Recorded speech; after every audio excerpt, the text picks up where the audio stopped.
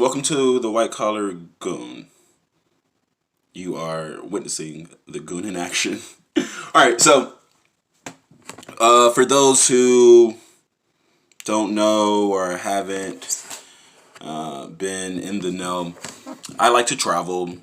Traveling is a part of my life. That's a part of my system, and I will talk extensively about the importance of travel, the invaluable traits, experiences, growth, development that a person, an individual, any individual undergoes in the in every sense of the word when they travel.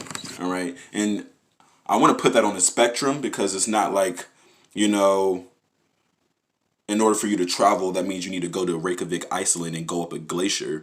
Uh, that's I mean I want to, but like that doesn't necessarily mean that, like, you have to go to that extreme. When I say travel, you don't have to be in Melbourne or, Adelaide, Australia, teaching yoga and wellness on top of some, mountain. Like, that might be my shit, but like that's not what I mean. I mean getting out of your comfort zone. If you're from Dayton, Ohio, just like leaving the city. If you're from Pittsburgh, like just maybe going to the next state over. If you're from the West Coast, maybe it might be just going down south for a little bit. Or if you're from Southern Cal, maybe it's just like going up that Pacific coast and checking out what Oregon has to say, or checking out what the Bay has to say, like it's just what you get from that, what you gain from that, immersing yourself in their respective culture, a different culture. What is culture?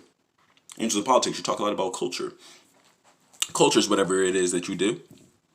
Whatever it is that you're doing at the time is culture, right? So if you live in San Diego and you and your homegirls, or you and your colleagues, or you or your peers, you guys go to class in the mornings, and then you grab a coffee in the afternoons, and then you eat a sandwich, and then you might come home and talk on the phone and take a walk around the park with your significant, whatever he may be or she may be, and then you come back home and have dinner, and then you get on social media and you might watch a little bit of Netflix, and then you eat some ice cream and yogurt, and then you go to bed, and then it's a repeat.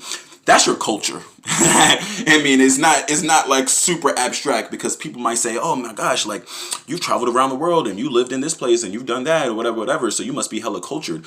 And I was like, I don't know what that means. What they're saying is, you have been able to physically put yourself in an environment or ecosystem whereby you are witnessing other people's day-to-day lives that are so far away from where we're from. Thailand isn't anything close to America. Japan is is incredibly smaller than the United States, but as you see, their economy is quite advanced. China is like, literally, you take whatever the United States is in the U.S. or the Western culture, the Western hemisphere's normalcies, the things that we do on a regular basis, and you say something like China, you're expecting the complete opposite. Not complete opposite, like they don't go to school, right? Or they don't have dinner, or they don't watch TV shows on their phone, or they don't have significant others that they walk around in the park with. Like, of course they do. But the difference is, like, they may not be able to conceptualize that. You being from, or you living here, or you being able to, you not taking the opportunity to expand your consciousness or to get yourself out of your comfort zone. Some people be like, man, fuck all the consciousness shit. Man, fuck all the mental flexibility, cognitive discipline, cognitive expansion. There's people saying, I don't want anything about that, man. I just want to go somewhere and get some new food. That's culture, dude. Go to Ethiopia and try the food. Go to Kenya and experience the nature, experience outside, experience the smell, like all of that contextualized, all of that comes together, and you are the sum of all of your parts. You are the sum of all of your experiences. You as a business, you as a entity, you as a company, you as a superhero, you as everything, like all of that. Or you could look at yourself as a story. Everybody's on their path. You as a story, imagine how that changes you. Imagine how that improves you. Going out to a new place, hearing people speak Swahili, hearing people speak Arabic, hearing people speak Mandarin or Cantonese, hearing people speak Japanese, hearing people speak Thai, hearing people, speak French and Spanish, and you're sitting there and you don't know what they're saying. That makes a lot of people uncomfortable. That makes a lot of people uncomfortable. Let me tell you a few things about me. I have written, or have drawn here, a pyramid. And a lot of people may not be able to see it, and my markers are a bit, but here we are. This is the pyramid. And this word says self, and this is actualization. All right? So self-actualization is what we get here. All right? But what does that mean? Self-actualize is like that quote, that that line that Drake said on Thank Me Later. You know it's real when you are who you think you are. Meaning, low key, man, I work this part-time job at the fast food, cookout, whatever. Low key or high key, I'm really still in school and I'm struggling to get a 2.0. Low key or high key, like, I want that bad Colombian shorty. I really wanted that,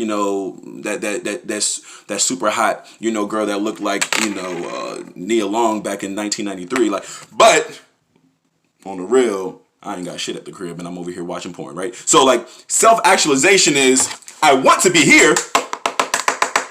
I've imagined myself being a star. I've imagined myself being a man or a woman who lives in opulence, who manifests their life and they can walk around and impact others and help others and change the world, and people love to be around you, and you have an infectious personality and you affect people in a positive and in a constructive way, and people just like being around you. That's your self-actualized self. But really, you gotta come up this pyramid. Really, you spend a lot of time here. You spend a lot of time here. And I talk a lot about systems. I talk a lot about the process, the political process. But the whole thing about the process is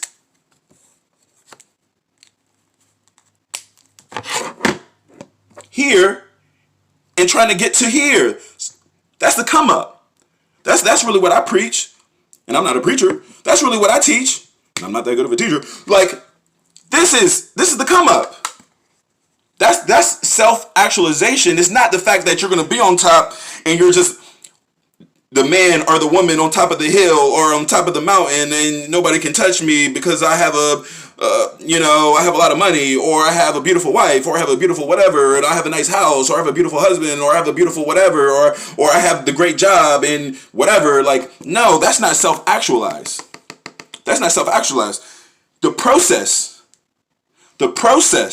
of the come up, the trials, the adversity, how you respond to being knocked down, how you respond to the bad times, how you respond to the depressions, the recessions, how you respond to the pain, how you respond to being cut, how you respond to the pressure, how you respond to being put in the fire.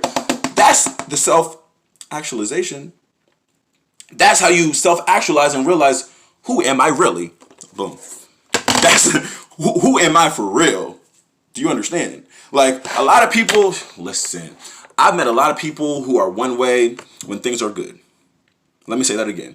I met a fuckload of people who are one way when things are good. When shit is good at the job and things are good with the kids or things are good in school, man, they're smiling and they're all right. Or, they're one thing and they're all right. Let some shit go down. Let some shit go down.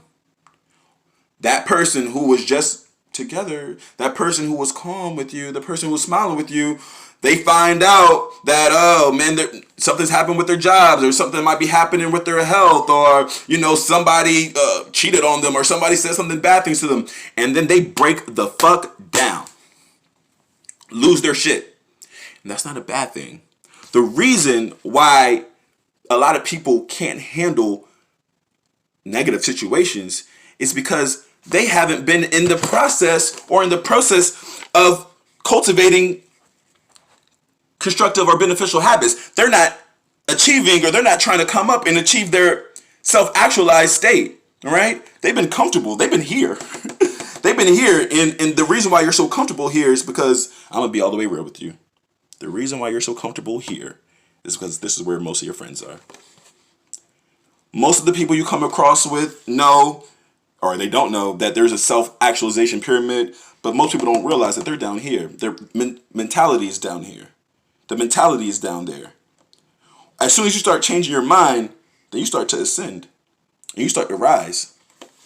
Okay? And then you start to figure out who you really are. And once you start figuring out who you really are, then you realize, I don't know shit. I don't know shit. I thought I did. I thought I was on top of things. When I was in high school, I could have sworn I was the man. When I was in middle school, I could have sworn I could have told people about life and how to go about things and how to be successful and how to talk to the women and how to pull up on the women. I'm 29 years old. I don't know shit about women.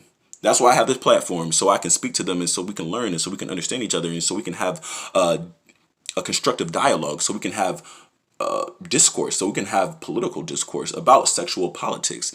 And we can talk about what politics are, and we can talk about how men and women interface, and why we have these challenges, and why we're at odds against each other. And we can even break that down and go specifically into specific communities. Why are black men and women always at odds? Why can't we cheer each other on? If you have an answer for that, contact the Goon. But this is what I figured out in my process. I traveled and I started seeking people out, and the more I traveled, the more I learned, the more I realized I did not know fuck. Figure it out. Get on your process. Come up.